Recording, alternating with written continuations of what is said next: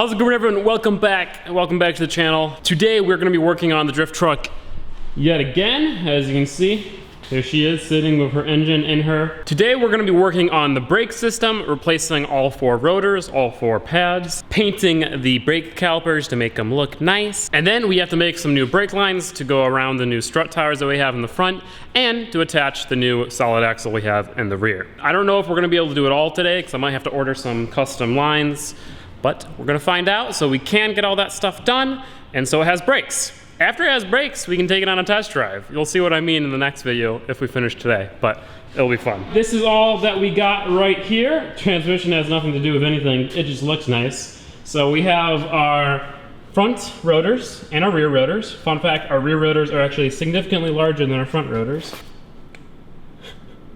So hopefully those are the right ones. I ordered rear rotors for a Ford Explorer, and that solid axle was out of a Ford Explorer, so hoping it's the right one. We have the rear brake pads, the front brake pads, and we have outer tie rod ends and upper and lower ball joints because all those were shot. We didn't go with anything crazy. All this stuff is OEM replacement. It's not going to be the best braking car, but it's not a track car, it's a drift car, and anything is better than bent rotors, which is what it has now. So let's go ahead and get to work.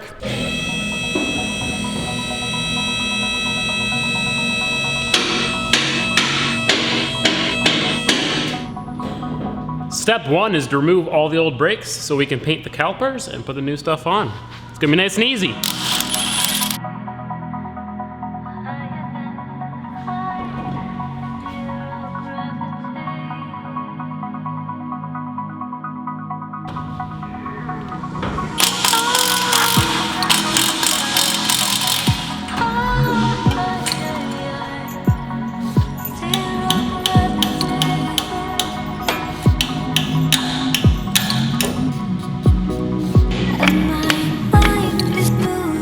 Oh, so easy. Ford is doing it right. Mazda, wrong. Look at that. It's not even that rusted on. Oh, that's weird. The e-brake part of things is a drum brake, and then the brake part of things is a disc brake. All the old brake parts are off. Those are the front calipers, rear rotors, front rotors. Actually, in order to take the rotors off the front, you actually had to take the entire wheel bearing off, which is kind of interesting, but you'll see. We're gonna go ahead and start cleaning these up and getting them ready for paint so I can paint them as soon as possible so they can dry as long as possible.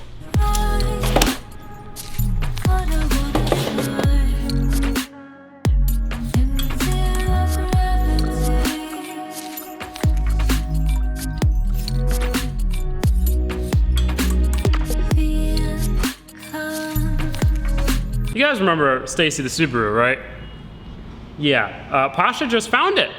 Couple cities south of this city. He sent me some pictures. I remember those wheels. I remember the black paint. Whoever owned it changed the exhaust and got in a wreck. Cause look, it hit on the door. That's so sad. Those ugly eBay headlights. There's the red shift knob, the gold emblems and the gold hella horns. That's Stacy. Kind of missed that car. Kind of wish I didn't get rid of it. I want to get another one for a daily, except newer, the next generation. So like a Hawkeye wagon I think would be really cool. We'll see. It's good to see that she's still driving around. Kind of sad that whoever owns it wrecked it. But Stacy lives on, kind of.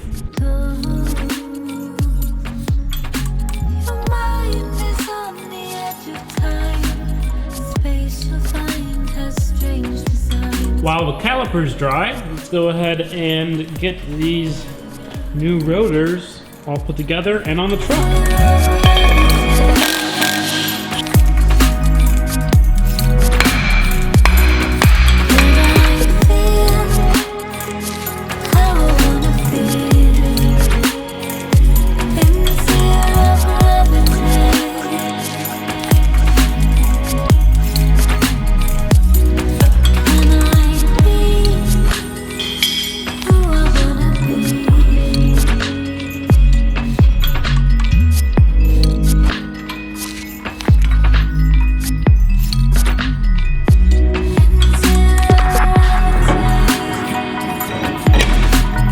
All of the new brake rotors are on. By the way, I think I discovered why the truck was super sketchy to drive at speeds over like 45 miles per hour before we started working on it. See, both of the bolts that held the front wheel bearings on were loose. Like the nuts, should I say. I undid the nuts by hand. Like they just fell off. So literally the wheel bearing was just loose in there. So it's really sketchy. I'm gonna go ahead and throw on another layer of paint and then let them dry overnight. Then tomorrow morning we can put the pads in and then get the lines all situated. See you tomorrow. Before I leave for the day, I am gonna go ahead and replace some of these suspension parts, like the outer tie rod ends,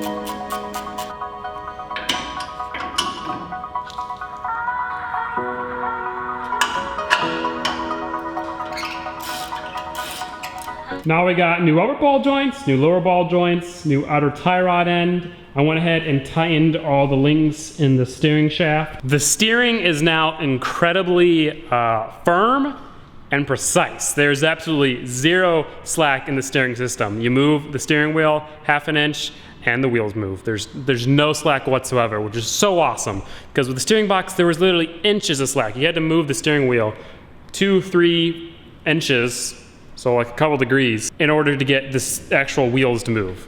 So this is gonna be so awesome, so excited. I'll show you guys everything once we put the calipers on, once we drop the car back on the ground. But right now I'm not going to show you because there's no wheels. Anyway, let's go ahead and wait overnight for this paint to dry. And then tomorrow we can put the calipers back on and put the lines together. All right, so we're not at the shop. Today we are starting off by going to the DMV. See, as many of you guys know, I'm trying to get rid of my van. The old rusty piece of crap that's been sitting outside of my shop for a really long time. Hi, Audrey. We have a buyer for the van, but the problem is the buyer doesn't want to buy the van until we have the title. We bought the van, yeah, it makes sense. We bought the van in March, it is now July, and we still haven't gotten the title. Last month, we went back to the currency exchange where we purchased the title to ask what was up. They were like, oh yeah, it's still on the way. Just wait a couple more weeks and it'll be there. Well, last week we went back because it still hasn't arrived, and then they told us it shipped out 2 months ago. So the title must have gotten lost in the mail somewhere because we never got it, and the DMV said they mailed it. So now we have to go to the DMV and get a new title made. I have to pay to get a new title made, a title that the government lost in the mail, and I can't prove that I own the vehicle because I don't have registration and I don't have a title, even though I own it and the title's in my name. So it's just a pain. I just want to get rid of this thing, so we're gonna go to the DMV, see what happens. Well, you know, surprisingly, the DMV visit actually went really well. They issued a non-receipt of the title, which means they should be sending me a new title for free because it was their fault anyway. For now, real quick, before we work on the truck, I'm gonna put yet another set of wheels and tires on the van because all these tires are flat. And I don't like having a rusty van with flat tires sitting out front of my shop. I feel like my neighbors probably don't like it, and they might complain to the association and get me kicked out. That's not good. So we're gonna go ahead and put Audrey's old wheels and tires back, or onto the van. I'm gonna be very surprised if it starts on the first try. Oh wow. Oh, damn, van. You're on mint.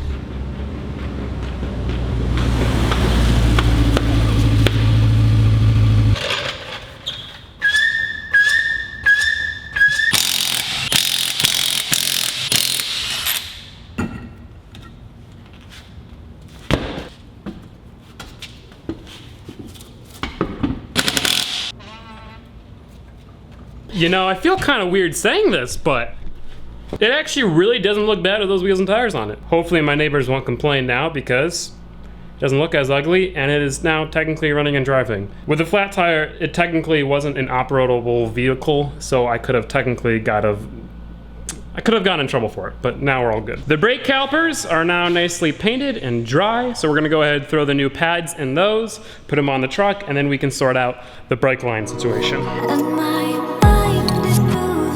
Shapes and spaces, taking me to foreign places, taking me.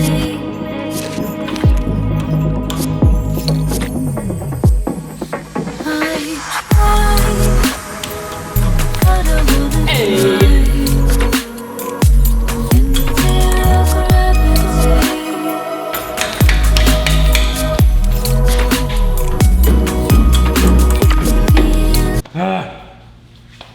Well, I kind of mucked up the finish on the caliper. I didn't really know what I was doing when I was getting these things in here, so I had to mess around with it, and my hands were getting greasy, brake fluid on them, and it kind of smeared all the paint, even though it had been drying overnight. But yeah, that's whatever. It's still black, it's still glossy. These rotors are significantly bigger than the front rotors, but the calipers are tiny. The brake pads are tiny. Another funny thing is that the brake pads, they don't sit on the entirety of the brake rotor. They only sit on the outside half. I'm not sure if you can tell, but you can tell that the pad didn't wear evenly. It's only on the inside. So there's that lip, because that part isn't touching the rotor. It's actually on the outside of the rotor.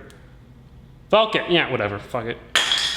All right, all the new brake hardware is now installed. New calipers, well, painted calipers, new rotors, new pads. Now we have to make sure each caliper gets brake fluid. The front we didn't change, so I can just use the stock lines. I'm going to have to bend some things around the shock towers, but we should be able to get away by using the stock lines. The rear, on the other hand, it's a completely different axle. I think I can use the stock Ford axle brake lines, flip them around so the pickup is on the right side, and then just use an adapter that adapts the Ford brake line to the Mazda hard line. I'm also gonna go ahead and weld and cut the wheel well around the shock tower, so when you're on the outside of the engine bay of the wheel well, you can see the entire shock tower, and when you're on the inside, you can see all the suspension.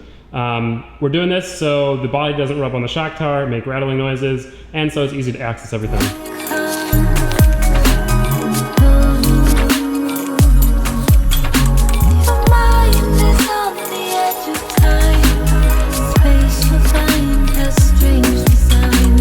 It was time consuming, but there we are, a perfect cut around the shock tower. It looks so much better. That's before, just like a random, not parallel, unsymmetric cut, and then a nice cut that goes perfectly around it. And look, you can see the suspension. That's so cool. And there you go, number 2 is done. Next up is brake lines. Let's do it.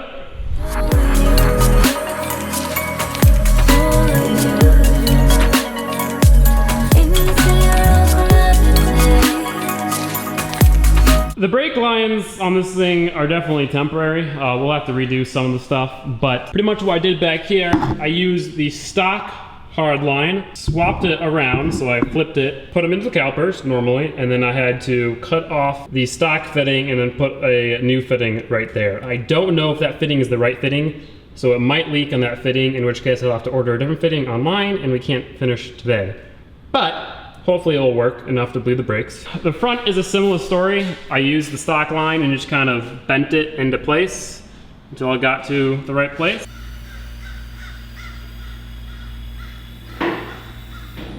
Alrighty, ladies and gents, the first fluids going into the truck.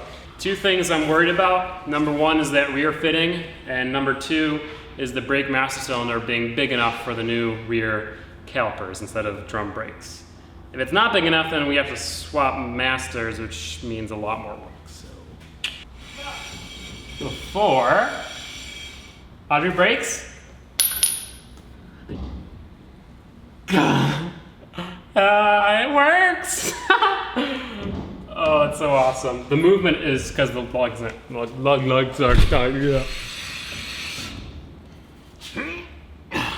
That's so awesome, they work really well. So that's that. There's no leaks in the system, everything is good, so both the master cylinder was big enough and that one fitting worked. I shouldn't be this excited for working brakes, but I am. See guys, this marks a turning point in the build. This is the first system that is up and running 100% functional with the new upgrades. One step closer to driving. Right here, we have the front brakes.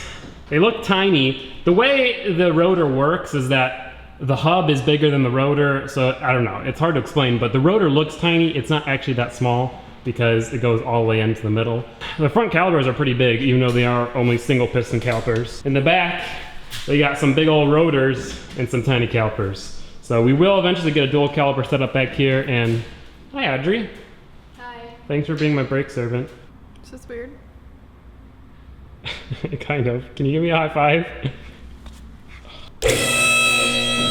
Down she goes. You can hear that the steering is actually moving. Doesn't work, Audrey. There's no battery. Well, I'm just making it so it's a bad shot. You can't use it. Oh, thanks. So this is, I'm gonna move the steering wheel an inch, okay?